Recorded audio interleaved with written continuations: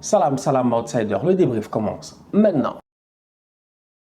Manchester City et Liverpool font match nul aujourd'hui 2-2. Rien n'est encore joué dans ce championnat-là. Mais franchement, on va être très sérieux. Ces deux équipes-là, à mon humble avis, et je pense qu'on peut tous le constater, c'est les deux meilleures équipes du royaume. Je dis bien, c'est les deux meilleures équipes du royaume. Depuis 2018, c'est les deux équipes qui ont amassé le plus de points. Ces deux équipes-là ont amassé plus de 350 et quelques points depuis 2018. La troisième équipe à avoir amassé le plus de points depuis 2018 en première ligue, si tu regardes bien, c'est bien Chelsea à 200 et quelques points. Donc ça montre à quel point il y a une suprématie, il y a un contrôle, je dis bien, de ces deux équipes-là qui sont Liverpool et Manchester City. Et aujourd'hui, encore une fois, ils nous l'ont montré sur le terrain. Franchement, qu'on le veuille ou non, en termes de football, il y a de la qualité.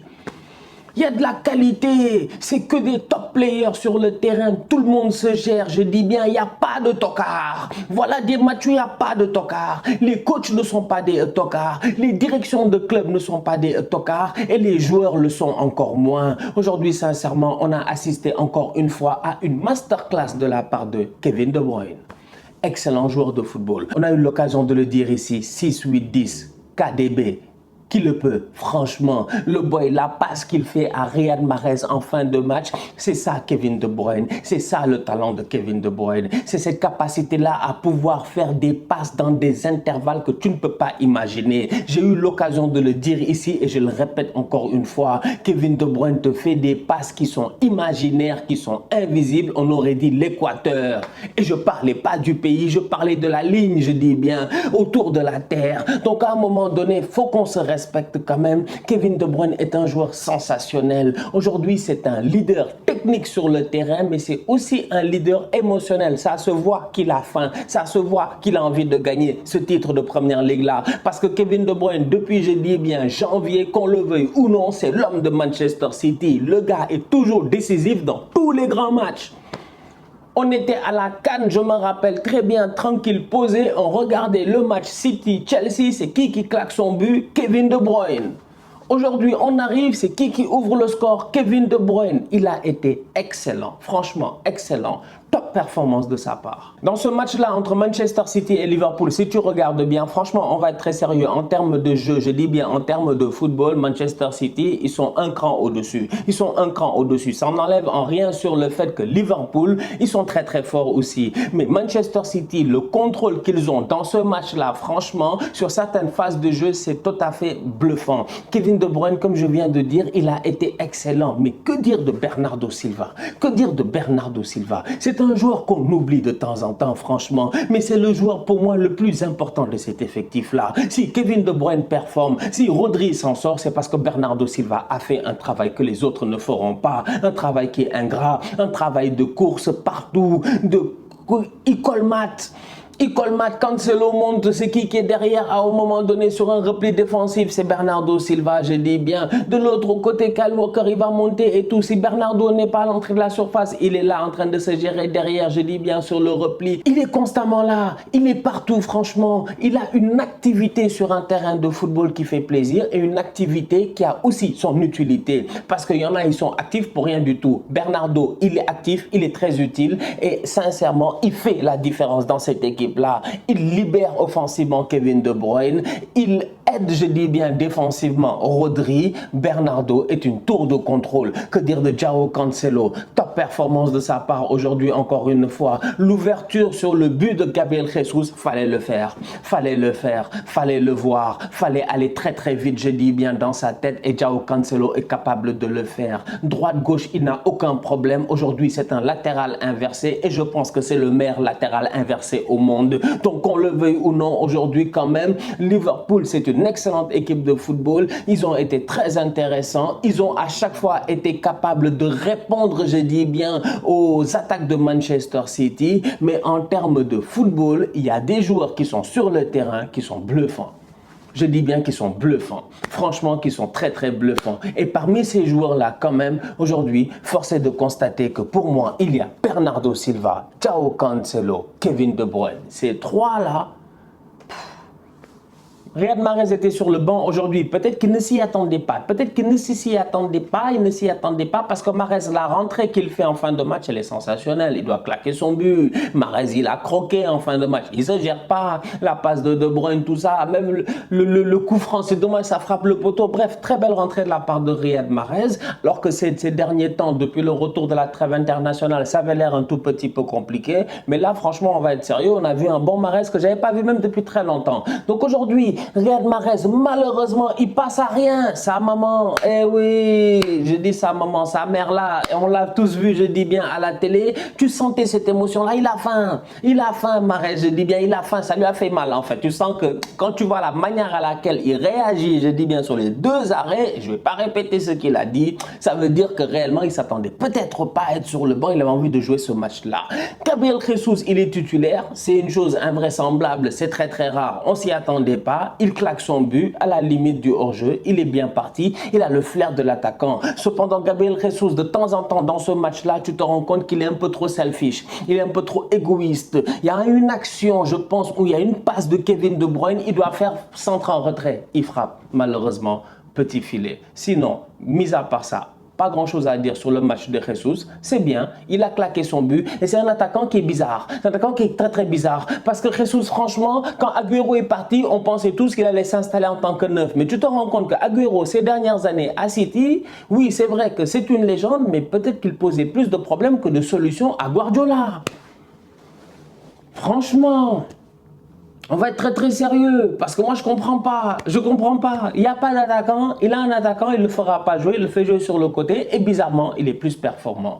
Bien joué de la part de Jesus. Performance de la part de Thiago Alcantara, encore une fois, je tiens à le répéter parce que j'ai eu l'occasion de le dire ici la dernière fois. Je pense que je l'ai dit en débrief ou sur Twitter, je sais pas, il y a quelque part où j'ai dit que Thiago Alcantara, vous allez voir durant le mois d'avril qu'il va vous sortir des top performances. Parce qu'on va être très sérieux, il est bien. Il est bien. C'est le Thiago, je dis bien qu'on connaît le Thiago du Bayern Munich. Ce Thiago-là, c'est lui qu'on est en train de trouver en ce moment en termes de football au milieu de terrain. Il est très très utile. La transversale qu'il fait sur le premier but, si je ne me trompe pas, la transversale qu'il fait pour Trent Alexander-Arnold, elle est sensationnelle. Il change le jeu, il ouvre le jeu. Après, il y a le ballon qui traîne, Salah qui remet, ça revient, Jota, etc. et tout. Robertson rebalance, Trent remet et il y a le but. Mais avant tout cela, je dis bien, il y a une transversale qui ouvre et qui crée ce jeu-là. C'est bien Thiago Alcantara. Au milieu de terrain, aujourd'hui, il a été très utile. Jordan Henderson, il fallait qu'il joue ce match-là. Mais à mon humble avis, je pense que peut-être un Naby Keita aurait été plus pertinent dans la création parce que ça s'est vu plusieurs fois que Liverpool, il manquait un tout petit peu d'imagination. Au milieu de terrain, là, tu sentais que voilà, de temps en temps, il manquait quelque chose. Tu sentais qu'il manquait quelque chose. Ils étaient plus dangereux quand ils arrivaient à sauter peut-être ce milieu de terrain-là. Et c'est dommage parce que Thiago, comment il s'appelle, Naby Keita peut t'amener cela. Naby Keita peut t'amener cela, cette créativité, cette vision-là. Henderson, c'est capitaine courage. C'est un match important pour le titre. À mon humble avis, je pense que c'est la raison pour laquelle il a joué ce match-là. Fabinho, il est devant la défense. Il a échappé au carton rouge, peut-être on peut dire, ou quoi que ce soit. Mais ce qui est intéressant, c'est que Fabinho, c'est comme Rodri en fait. C'est comme Rodri. C'est l'utilité d'avoir un joueur devant la défense qui permet à tes latéraux de monter. C'est tout simplement ça. C'est tout simplement ça. Avoir ce joueur-là qui est là devant tes deux centraux, ça permet de libérer ton Kyle Walker, ton Cancelo, ton Trent, ton Robertson et t'as des latéraux qui sont décisifs. Donc aujourd'hui, franchement, au milieu de terrain de Liverpool, à part Henderson, et ça reste Endo, c'est un guerrier. Franchement, je pense qu'ils se sont tous gérés. Et même Endo, il sait gérer. C'est juste que bon, voilà quoi. Comme je dis, en termes de créativité, je m'attends à mieux. C'était son anniversaire et au-delà de cela, il aime très bien marquer face à Ederson. C'était qui? C'était Sadio Mané. Et ouais, Sadio Mané a claqué son but aujourd'hui sur une passe de Mohamed Salah. Top passe de Mohamed Salah. Belle vision, franchement. L'ouverture était là. Je pense qu'on l'a tous vu. On s'est dit, vas-y, mets le ballon, s'il te plaît. Salah s'est géré. Il n'a pas déconné. 11 passes décisives pour Mohamed Salah quand même cette saison. Ça, c'est à notifier. Ce n'est pas à enlever. Il y a des corners dans cela aussi, si je ne me trompe pas. Mais Salah est en train de se gérer. Salah est un joueur quand même qui aujourd'hui est meilleur buteur et en plus de ça fait partie aussi des meilleurs passeurs. Donc sur ce point-là, on ne peut pas le lui enlever. Belle performance quand même de Mohamed Salah aujourd'hui. Malheureusement, depuis le retour de cette triple confrontation face au Sénégal, tu sens réellement qu'on l'a traumatisé. Mentalement, je sens qu'on l'a aveuglé. Je ne comprends pas Mohamed Salah ces temps-ci, devant les buts, il y a cet instinct de tueur là qui était en lui, qui n'est peut-être plus là. Il a un tout petit peu perdu, peut-être qu'il a encore, je dis bien, pas encore digéré cette élimination là en Coupe du Monde, finale de la CAN et tout. C'est dommage parce que nous, franchement, quand ils ont mis les lasers, on a répondu. Mais aujourd'hui sur le terrain, quand je vois Salah, je me dis, il manque quelque chose. Mais la passe pour Sadio Mané, elle est sensationnelle. Le but de Sadio Mané, encore une fois face à Ederson, est magnifique. Et ce match-là finit encore une fois 2-2. Match équilibré. Quand je vous dis c'est les deux meilleures équipes du royaume, c'est eux deux. Il n'y a personne qui les peut en fait. C'est normal, ça finit 2-2. 2-2 à l'aller, 2-2 au retour. Tout le monde est d'accord.